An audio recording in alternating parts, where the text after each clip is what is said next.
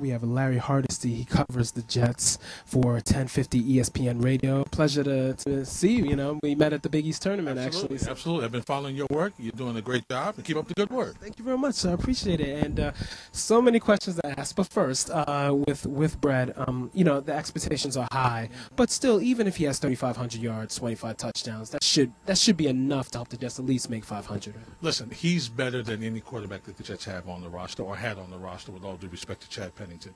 He brings the ability to get the ball down the field, to your receivers, and in exchange for that, now you stretch the field that helps your running game.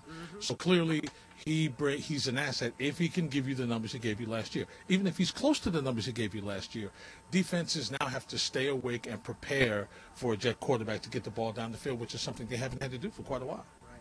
And throw it accurately as well. Absolutely. And it's going to take some time for him to get on page with his receivers and the receivers to get on page with him. And he's a freelancer. He does a lot of stuff. You know, he may just throw sidearm. He may throw on the hand. He does a lot of improvisation. So that's something that they'll have to get on the same page with. But once they get on the same page with him, you'll start to see the point total go up. And that's what you want to see if you're a Jet fan.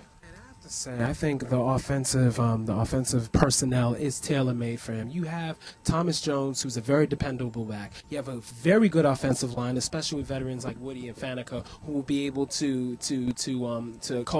coexist with Mangold and Ferguson and more. And then you also too have Leon Washington, who's a dark horse. He is a dangerous weapon. So, and Dustin Keller as well as Boba Frank. So this Jet team potentially, I mean, the offense could be very potent. They have some great weapons on this team. You've listed them very well. The other thing that they have is the ability to freelance and get some things where you can drop the ball to the running back coming out of the flat with Thomas Jones and do some things like that.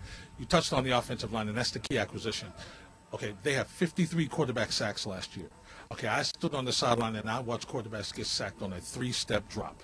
Okay, they had to change the offensive line. All right, so now that you have a revamped, absolutely. So now that you have a revamped offensive line, Favre will be comfortable back there. They'll give him some time. We even saw it in the Cleveland game in preseason. We saw them give the quarterback some time back there. Brett Radliff had over 200 yards passing in the second half, okay? So they're doing a good job. They're getting better and better with the chemistry, and that's what you need to do. Look, Thomas Jones had over 1,000 yards last year. He got them on his own. Exactly. There were no holes there, I guarantee you. There were no holes. So offensively, this team could be very good. The question is going to be, defensively, with the changes they made on that side of the ball, will they be able to keep people from scoring and put pressure back on your offense so that you get into a high-scoring match? You want to see with this 3-4 that they stop the run, put teams in third and long, second and long situations where you can kind of guide and know what you want to do, and then get them off the field. Speaking of that defense, you have, I mean, I think one of the best young trios defensively in the NFL in Kerry Rose, Darrelle Revis, and David Harris. The potential is unlimited, in my opinion. Like, can they take that next step to be Pro Bowl caliber, all three of those guys? And that is the question, because, as you know, the second year is always different. The second year for you, people watch what you've done. They make adjustments to what you've been able to do. So their ability to adjust to what people have adjusted to them is going to be the big difference for them. But there's no question. David Harris performed so well, the Jets sent Jonathan Vilma to New Orleans.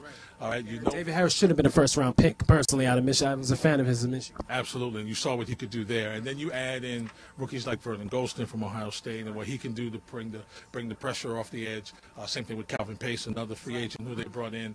Hopefully Brian Thomas can get back on his game, Sean Ellis. So if you get some guys that are going to be able to pressure the quarterback, which is what you want, and then in turn with Chris Jenkins, a big physical nose for the 3-4, if he can do what he's supposed to do and stop the running game, then you know the Jets will have some things